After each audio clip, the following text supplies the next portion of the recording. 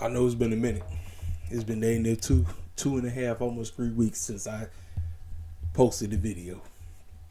Um, Truth be told, ladies and gentlemen, yes, I'm back doing my ride share business. So when I come in, I watch the show, and I don't feel like talking about nothing. I only feel like doing it when I'm on my way to work. Ladies and gentlemen, I'm gonna keep it 100%. From the middle of May to where we are right now, pro wrestling to me has been garbage. I don't care what promotion it is. I don't care if it's TNA. I don't care if it's New Japan. I don't care if it's AEW. I don't care if it's WWE, NXT. It don't matter. Pro wrestling has been trash. And the sad part is, we are at the helm. When I say we, I'm talking about the brothers and the sisters. Because as you can see, we're draped in gold. We got everything. We got the women's tag team championships. One half of the WWE Raw tag team champs. This brother right here, Swerve in AEW land, Mercedes. I'm like, I find it interesting that one of the most dull moments in pro wrestling right now, and we holding the championships. That's on purpose, ladies and gentlemen. Triple H, Tony Khan, whoever's running TNA, New Japan, these clowns just don't give a dang anymore. They don't give a crap. And unfortunately, Battleground, ladies and gentlemen, was a mid pay-per-view. I'm sorry. I saw it. They tried to make it like it was a UFC event, where they actually had a UFC matchup. And I really feel so bad for Shayna Baszler right now that, like, listen, all sports are fixed, including UFC. Yeah, everything is WWEified, and we got a WWEified UFC matchup between Lola Vice and Shayna Baszler. And I saw that matchup, and I was just like, what the clown am I watching? How the clown did Shayna Baszler go in there and do absolutely nothing? Nothing. She went in there and had Lola Vice look like Lola Vice is an extremely great UFC fighter. Listen, ladies and gentlemen, I'm gonna talk about NXT Battleground, and I'm gonna talk about Monday Night Raw, because I watch Raw. Raw was a clown fest. It was a circus through and through, and not even in a good way. It was a clown fest through and through. We're gonna break it all down. I'm like, this is the go home show, Clash at the Castle. This is the best you got. Heck, the best thing on the show was involving the man who's leaving, Ricochet. Yes, right. For people who've been living on a rock, Ricochet is a free agent as of right now. He is gone. They had him basically get right off WWE television by having him get beat down by Braun Breaker. But outside of the matchup with Braun Breaker and Dragunov, man, Monday Night Raw was a disgrace. It was a joke. Listen, ladies and gentlemen, I'm trying to tell y'all. Y'all wondering where the heck have you been, Sid? I'm trying to tell y'all. I don't want to come on here and sound like I'm hating, but pro wrestling is a joke right now. AEW is a joke. WWE is a joke. NXT is a joke. TNA is a joke. New Japan is a joke. It's all jokes. I'm like, I don't feel like coming on here spewing nothing, saying the same crap over and over again. I'm like, I don't have time for that. But I always come on. I always try to make sure I give an honest review about pay-per-views that I see. So I said, let me go ahead and finally drop a video, because I know y'all been waiting on something. So I said, let me go ahead and do it early in the morning, so it's already out there. So when cats start waking up, they get the notification, or they go on YouTube and say, oh, KCVL, the rest of the text is back. This man been gone for a minute. I'm back. But for how long? That's the question. So let's start with this show. Let's break it down so then I can start talking about Monday Night Raw. So the card, we open up the show. NXT Women's North American Championship ladder match. Now, this consisted of Kiliana Jordan, Sol Ruka, Lash Legend, Fallon Henley, Jada Parker, and Michin, a.k.a. Mia Yim. Now, this was definitely produced by Shawn Michaels. The ladies tried their best for what they was able to do. Lash Legend definitely took a spot. She took a bump. I mean, they always take bumps. I mean, Kiliana was running the ladders left and right. Fallon did a couple of little things. Jada Parker, she tried to do something. Mia Yim was just smiling all day long. and Sol Ruka. I want to say outside of the Kiliana who actually won the match, Sol Ruka was probably the MVP out of this whole match. She was doing so much. I was like, man. And Shawn Michaels said, you know what? Let me go ahead and give it to Kiliana. She's had a great freshman year from 2020. What was it? See, she first came in 2023, right? That's when she first came. So she basically had a year to grow. And so Michaels said, let me go ahead and throw it on sis. She got it. Congratulations to her. Like I said, it was a decent ladder match. I've seen better ladder matches, but the girls, because they knew, now Mia Yim is not new to this. Mia Yim has been in multiple ladder matches, but the other girls, they new to this. So it's like, okay, Mia has to lead the, Micha, she has to lead the yard while the rest of them just follow along. And so whatever they was able to do, like I said, the spot where all 5 of them was holding up to Lash Legend and threw her out the ring, and then she fell on top of the doggone ladder or whatever, on the side or whatever. I was like, that had to hurt. But that's that. Kalani Jordan is your new first ever NXT Women's North American champion. Next, tag team championship match. Now I'm tripping. When did Nathan Frazier and Axel win these? Were they the ones that had defeated Braun Breaker and Baron Corbin? I just want to make sure because I feel like I have not been watching NXT. I'm trying to tell y'all I have. I feel like I've been somewhere with my head in a rock or something like that. They went against the Good Brothers. Decent matchup.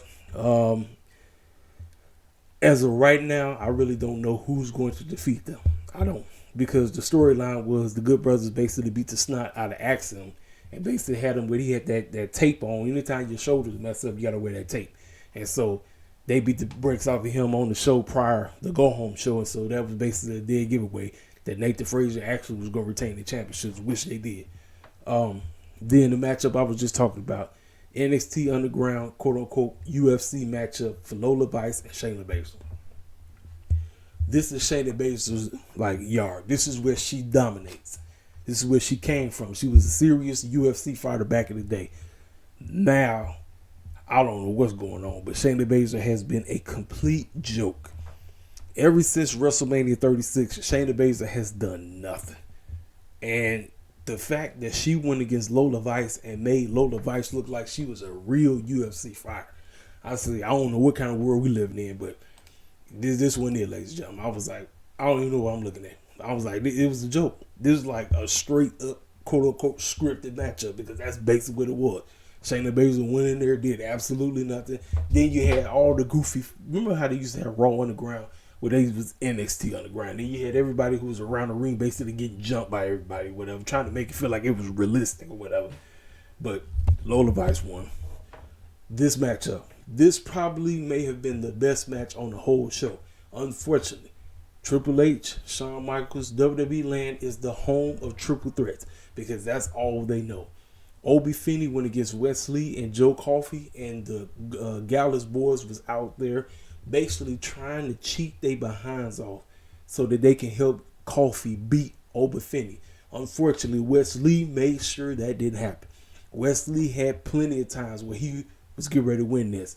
And with the help of the Gallus boys basically trying to help Joey Coffey by cheating against the heel known as Obi Finney, everything looked like it was going Joe Coffey's way. Nope. Obi Finney retained his championship.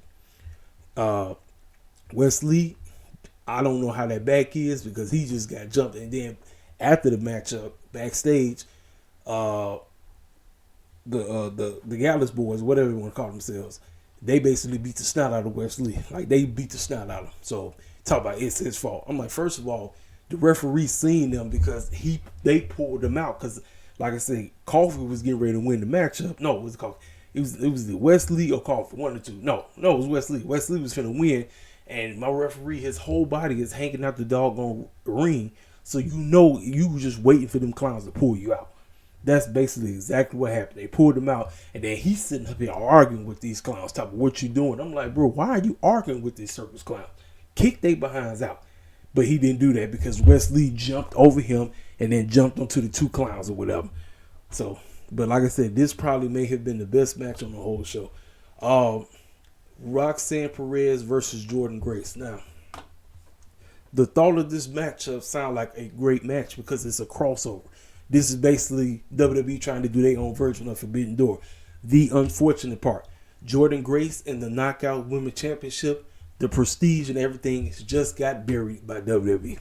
It just got buried. I hate champion versus champion matches.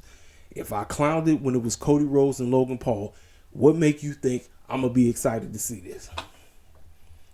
And don't even get me started with Will Ospreay and Swerve. I'm like, I can't stand champion versus champion. I can't stand it. Because at the end of the day, somebody going to look like a joke. And unfortunately, with all the screw jobs that was going on during the match, you got that guy, I don't know her name, that crazy chick, the real city girl. She comes out there and she's eyeballing Jordynne Grace's championship. She goes over there and she grabs it as if she's ready to steal it. And then who returns back to NXT? That's right. Formerly known as Dana Brooke. Comes out of nowhere, basically knocks her out. And then Jordynne Grace grabs the championship and lays out Dana Brooke. So she gets back in the ring. And Roxanne Koloko does her Canadian Destroyer. Match over. 1, 2, 3. The Knockout Women's Champion. The whole prestige of that championship don't mean nothing. I'm like, it is what it is. Then we get to the main event.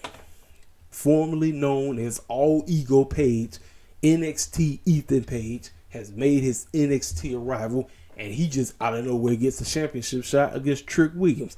You know how the game works. That's how the game works. Stuff don't have to make no type of sense, but that's how it is. He comes in, he calls himself trying to beat the snot out of Trick, challenges Trick. Trick say, all right, cool, that's what's up.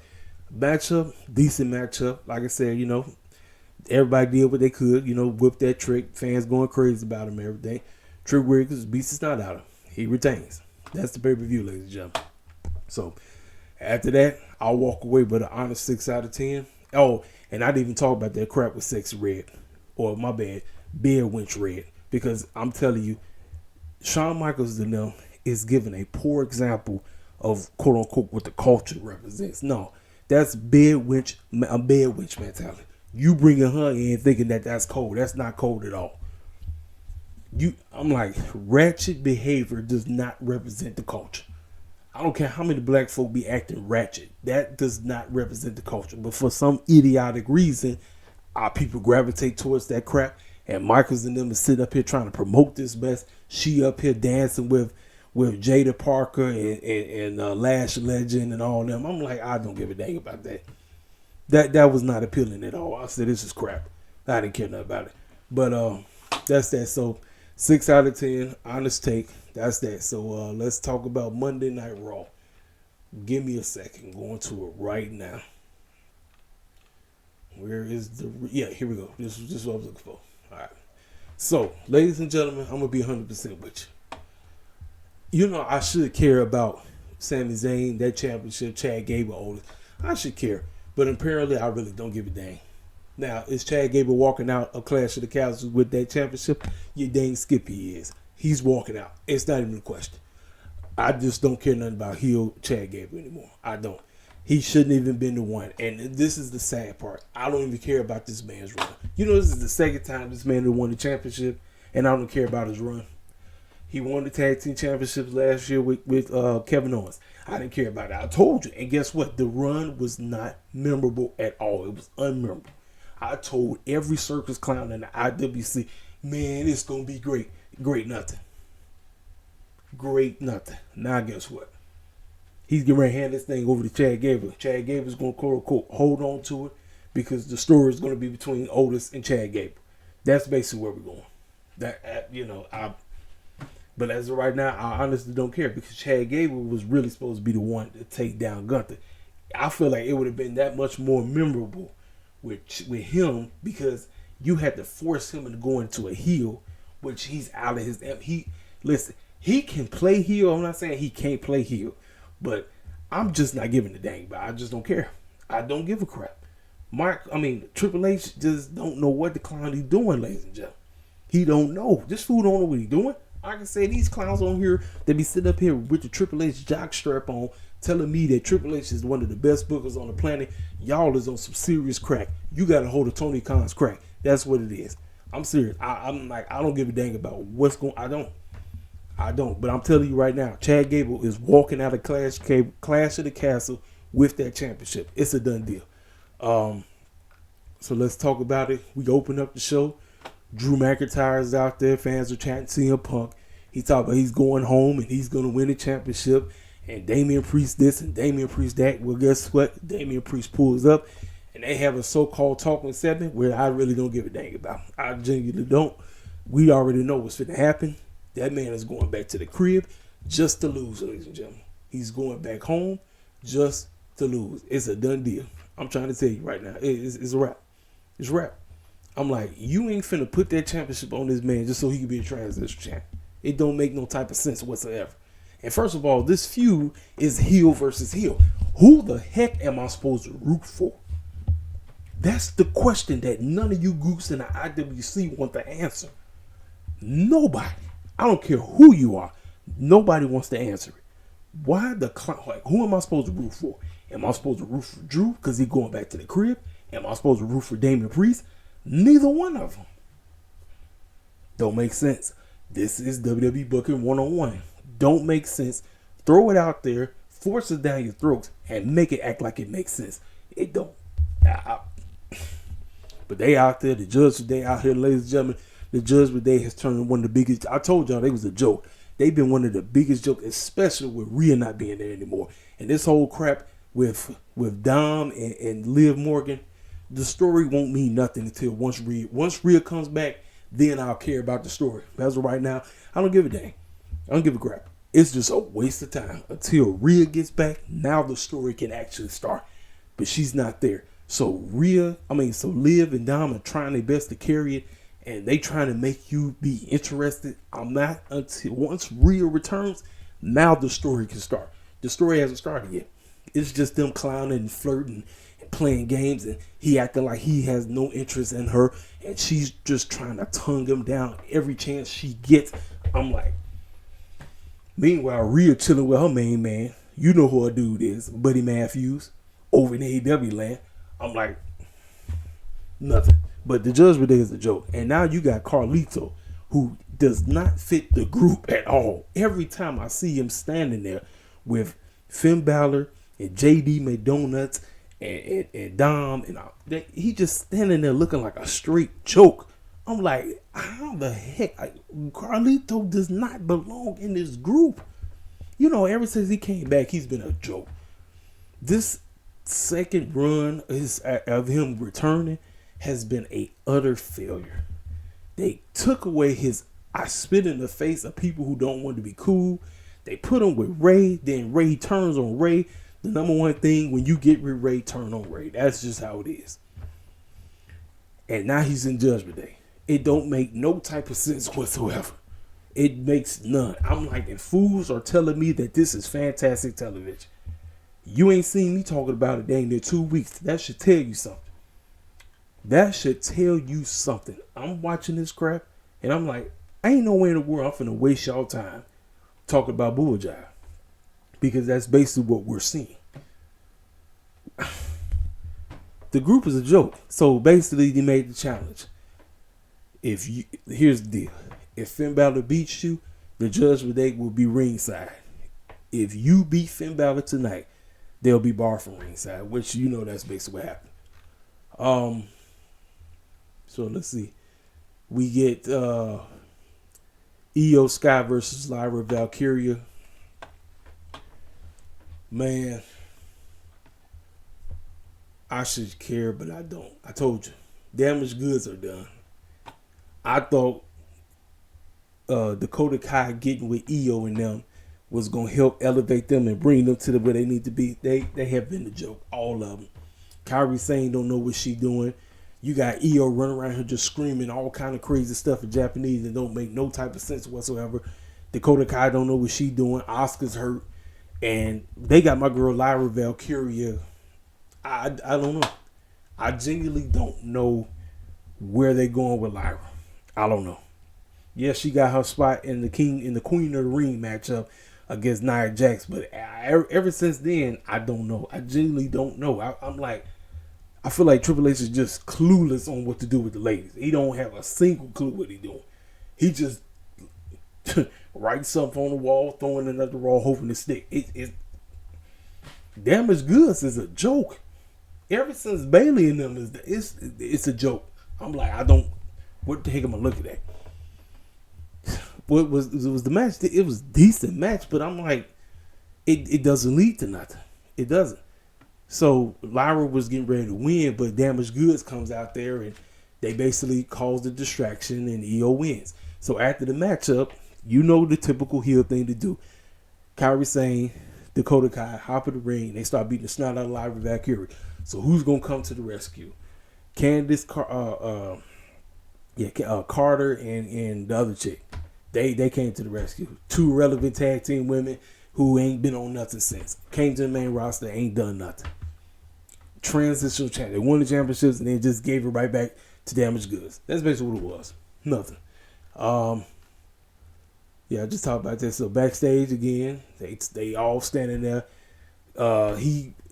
Dominic trying his best to hold this whole thing about he's trying to resist Liv Morgan and all this stuff, and I just don't care.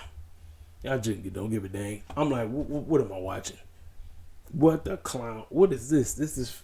I'm like, this is a go home show for somebody. Let's say a casual. They like, wait a minute, we got a pay-per-view on Saturday, right? This is the best you got. This is the best you got. A joke. Don't give a crap. So then we got they showed the commercial. Bianca J. Cargill walking backstage. I don't know why. I'm like, ladies and gentlemen, man, I'm sorry. But basically what's going on is basically them trying to reduplicate Sasha Banks and Bianca all over again. I some of y'all gonna be mad, especially some of y'all black wrestling fans who are hardcore WWE heads. Y'all gonna be mad at me. But I'm just telling you bold-faced truth. I have not gave a crap about these two being tag team champs. I thought I would, but Triple H ain't made me care at all. He has not. All that matters is the moment when these two start beefing and going to WrestleMania, because we know where it's going. But as of right now, I genuinely don't care about their tag team run. I should, but Triple H ain't gave me a reason to care. He hasn't. I'm telling y'all. Some of y'all want to think I'm just telling you the bold-faced truth. H ain't got me to care. I don't give a crap that we got the championship. That's the problem. That's the sad part. WWE has y'all wrapped around their finger because they know all they got to do is just throw a championship on somebody black and y'all gonna jump. That's how the game works. They don't put forth an effort in getting you to care about them as champion. This is what I be constantly saying about pro wrestling. Presentation is the number one key. It ain't just about representation. That's what y'all fools get stuck on. You get stuck on representation. It ain't just about freaking representation. Why? Give me to care about why you champion. Why did you put the tag team championship on JD Bianca? Why? Did you do it because you knew there's a whole bunch of bed wenches and coons that love your product and all they care about is the fact that somebody black have a championship? Because obviously you didn't put the championships on them to make them feel as if they matter. They don't. It's a waste of time. And that's what nobody wants to talk about. Everybody in the IWC, they got their takes on certain things, but they will never go this deep on the situation. I always say presentation is the number one key. And first of all, that's the same with any championship, regardless of what race they are. But I'm trying to tell you, especially when it concerns our people, you got to present them as if they matter. And for the fools that's going to come and say, well, what about, it's the same thing with Tony Khan. No. Yes, Swerve got the championship, but he could be presented so much better. Swerve is at the helm of everything, but I'm telling you right now, him wrestling every week, that's going to kill the lust of his championship run. You got to make the other fools want to come after you, not you constantly wrestling like how he do every other championship he got. And I'm talking about all the championships that's under the AEW umbrella. You understand what I'm saying? But this is the same thing. And speaking of which, right on time for some buck dancing. Right on time for some buck dancing. This is one of the major reasons why I will never trust Triple H with our people. Never. Because he constantly keeps having R-Truth coming out here cooning week in, week out. Miz was looking for R-Truth. He was like, where's this food at? R-Truth pops out the door. He said, hey, Miz, I just talked to a fortune teller. And he said, and she said, we got a championship match against the Acolytes, Bradshaw and Farouk. I'm like, you know what, man? This ain't funny. I'm like, this is the crap that you accept. Y'all accept this cooning. Y'all accept this buck dancing. Not me. You will never catch me talking about something that R-Truth did was off the chain. Never. Never. I saw that mess. I literally had to walk out the door. I walked out. Because I've had enough. I said, I'm tired of this. I am so freaked. I'm tired of this cooning, this buck dancing. Every time I turn on this doggone product. Every time. At this point, man, you might as well get the Creed brothers ready to go. And once they get ready, because more than likely, they're going to form the new Alpha Academy with the heel Chad Gable, because it's coming. And he's going to run them, and they will be your new Raw Tag Team Champions. It's going to happen. More than likely, it'll probably happen at SummerSlam.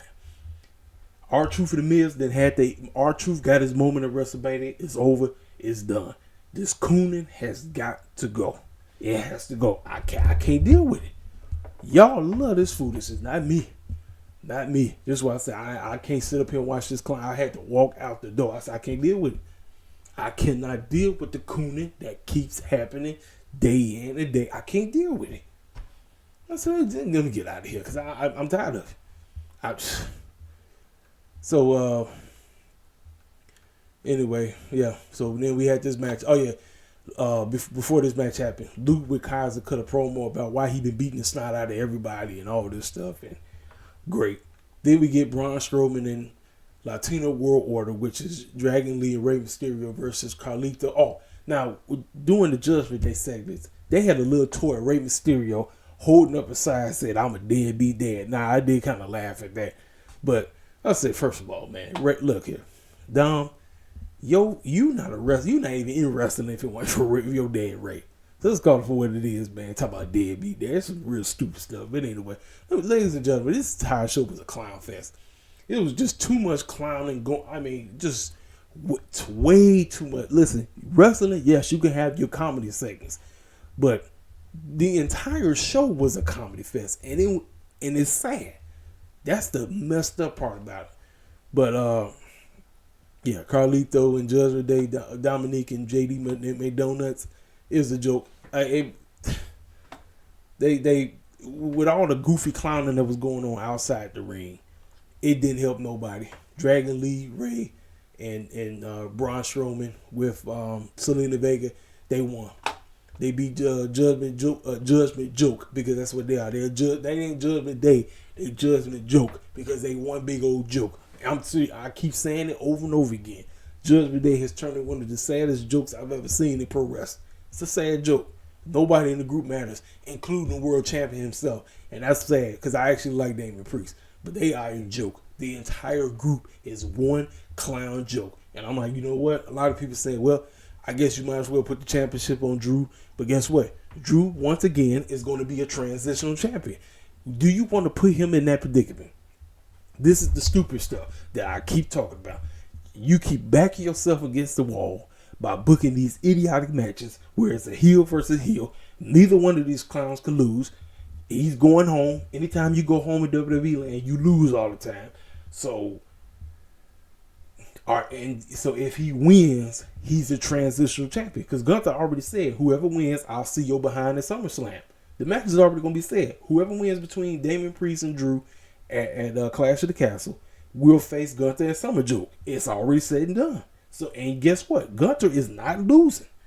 So that tells me you might as well have Damian Priest go over it again just so he can lose to Gunther. Makes some more sense to me instead of having Drew win just so he can drop the dog on Gunther. And the way how I got him losing, CM Punk is returning. CM Punk is returning. He's going to cost him. And then you'll have your matchup, CM Punk and Drew at Summer Joe. It says the story writes itself, but that's that. Yeah, I just talked about that. So backstage, Dragunov and Ricochet. Now they just cut a promo with Dragunov about him trying to tackle the WWE roster about how he did his thing in NXT, but he said the main roster is a different animal, and he's trying to slay this new clown named Braun Breaker and all of this and everything, and he's gonna slay him. So, like I said, word is already out. Ricochet is done. He was talking with him. He said, "Hey man, when you get done with that food in the ring, don't forget we got some unfinished business. Unfinished business, nothing." Ricochet is out the door, especially what happened. Now, the beat down that happens to Ricochet later on, that should have been the close of the show, to tell you the truth. You leave on a serious cliffhanger like that, that's how pro wrestling is supposed to go off. That segment and this matchup was basically the best thing on the entire show. That has absolutely nothing to do with Clash of the Castle. Think about that. Braun Breaker ain't going to Clash of the Castle. Dragunov is not going to Clash of the Castle, and neither is Ricochet. Ricochet is finished. Matter of fact, if Ricochet is going to AEW, I personally think Prince Puma is on his way back. For y'all who used to watch Lucha Underground, Ricochet was Prince Puma. I didn't know this if it was. Once again, shout out to my main Ace Ariel. He was the one that told me when Ricochet pulled up to the WWE, he said, "Look at that tattoo." And I was like, "Who is that?" He said, "Yo, that's Prince Puma." I was like, "Oh, snap." So Prince Puma might be making his epic return. Now remember, in Lucha Underground, Prince Puma didn't say nothing.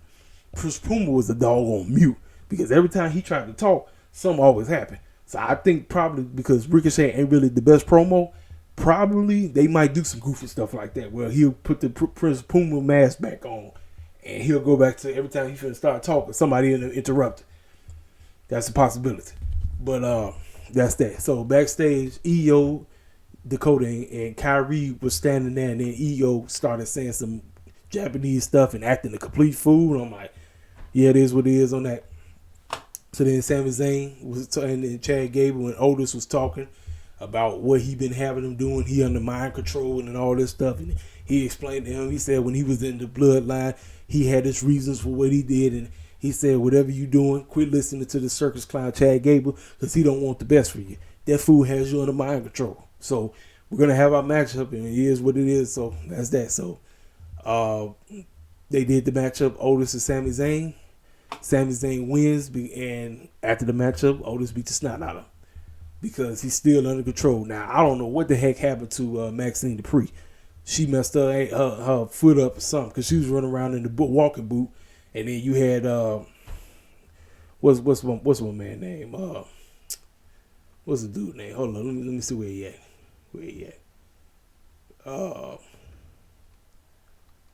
Let's see where he at. Tozawa standing over there looking goofy. He was telling them like, "Why you still listening to this bum? Why you still listening to him? Are you happy being in the group?"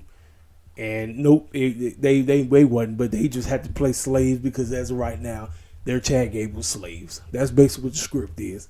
They're under his mind control. He's running around here being a terrible boss and all this crap.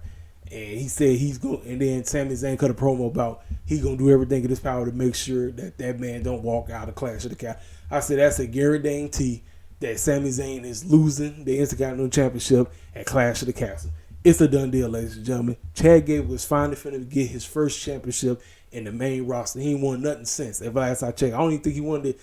Did he win the tag team championship? I don't think he did, but I think this will be his first singles title in WWE as long as he's been there. So he's definitely walking out. This is a done deal, and I believe it's gonna be because of Otis. Because see, the story is he's gonna win it, and again, he's gonna get with the Creed brothers. The Creed brother, he gonna kick Tozawa out. He gonna kick Maxine out. He gonna kick Otis out. He gonna go get the Creed brothers because the Creed brothers are gonna win the tag team championship. They gonna have their faction, Intercontinental Champion, tag team champs. They gonna actually, quote unquote, if you want to say, bring prestige back. Because like I say, Sami Zayn, man, ladies and gentlemen, like I said earlier, I have not gave a crap about his title run. Haven't. This is the second time my man won the championship, and I haven't cared about it. I don't know what to say. Like I said, a lot of this has to fall at the foot of Triple H. It just does, you know. But it is what it is on that. So let's see. Okay, we got the girls. We got Alba Fire. Oh yeah, So I guess this was a shot at once again triple threat. Triple threat, ladies and gentlemen. We got Alba Fire, Istadon, Shayna Baszler, Zoe Stark. It ended in a no DQ. And so, Shayna Baszler wins by referee stoppage. So it's going to be a triple threat between them, Bianca, Jade, for the tag team titles at Clash of the Castle. Another triple threat. This is the name of the game, ladies and gentlemen. WWE land is where triple threats happen all the dang time. That's just how it is. The matchup, best match on the whole show, Braun Breaker and Dragunov. They tore each other up. They beat the snot out of each other. They beat the bricks off each other. But Braun Breaker got the upper hand just by slamming everybody around, beating the bricks off each other. So he was, after the matchup, after he won, he was finna run Dragunov through the barricade. Well, Ricochet came out of nowhere and started beating the bricks off him, right? Basically to quote-unquote save Dragunov. So later on, you're going to see the beatdown that happens to Ricochet. But like I said, for me, this was basically the best thing on the entire show. Dragunov and Braun Breaker. And neither one of them are going to be at Clash of the Castle. Neither one of them. You know that's sad. When I don't care about nothing that's happened at the pay-per-view, and the two clowns who I care about has absolutely nothing to do with the pay-per-view, that's sad, man. That's on Triple H head. I'm trying to tell you. I told you, everything goes back to the head booker in control. Triple H don't know what the clown he doing. He just doing anything, ladies and gentlemen. He just doing anything.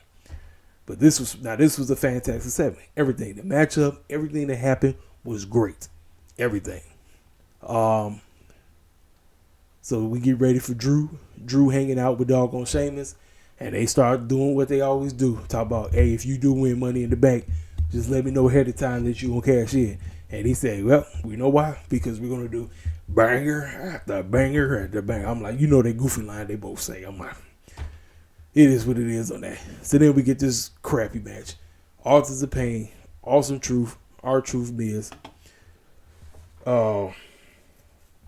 They won. It is what it is. I ain't kidding about it. So then, like I say, the beatdown that happened backstage, Ricochet and Dragunov, he was help carrying, and then Braun Breaker came out of nowhere, laid out Dragunov, and then basically beat the snot out of Ricochet. Now, as Ricochet was getting beat up, he was selling the beat down, but he was doing some growling. He was doing this. Listen, it sounds so doggone silly. I was laughing. I said, what the heck is... you talk about overselling. Oh, yeah, I forgot to talk about it. When Sami Zayn got jumped by Chad Gable and Otis, he oversold it as well. Listen, pro wrestling, you got to sell, but these fools be overselling their behinds off. Like Sami Zayn sold that beat down like it was there. And same thing goes right here. They got beat down, like Ricochet and Dragunov got beat down so bad that Ricochet went flying through a doggone car. Braun Breaker had picked him up and body slammed him through a doggone car. And a lot of people was like, they was putting one and two together, quote unquote, the real glass line. Since Ricochet, quote unquote, possibly is going to AEW, let's send him do some real glass or whatever. I'm like, it is what it is on that. And Samantha, due to, that's her man, she had the boo-hoo, she was crying and everything, and she hopped in the ambulance and they drove on off. But pretty much, ladies and gentlemen, that was basically Ricochet's last time you're going to see him on WWE television. That was it. So now we get to the main event. Drew McIntyre, Finn Balor. I mean, how many times you seen these clowns wrestle each other? And Drew McIntyre beat the snot out of him. He won. So the judgment joke is barred from ringside at Clash of the Castle. After the matchup, Damian Priest comes out, stands there, he holds the championship up. They stand at each other, and ladies and gentlemen, that's just how Monday Night Raw goes off. And ladies and gentlemen, they showed the entire card. I give like I said, I told you what most of the matches are going to be. I give a prediction after the SmackDown go home show, so I know for a fact who's going to win that triple threat matchup. And obviously, Cody going to beat the snot out of AJ Styles or whatever. But like I said, right now, my excitement level for Clash of the Castle, I really don't give a dang. I'm watching it because you're going to get an honest review. That's what we do over here. We may not care about said pay-per-views or what WWE call them, premium live events, but this is the rest of the channel where I do review. I tell you, I may not review the shows like how I used to, But you best believe you will get an honest review. More than likely Sunday afternoon, if not Monday. You will get it. I will definitely come back and give you an honest take for what I thought about Clash of the Castle. But that's it for Monday Night Raw. That's it for NXT Battleground.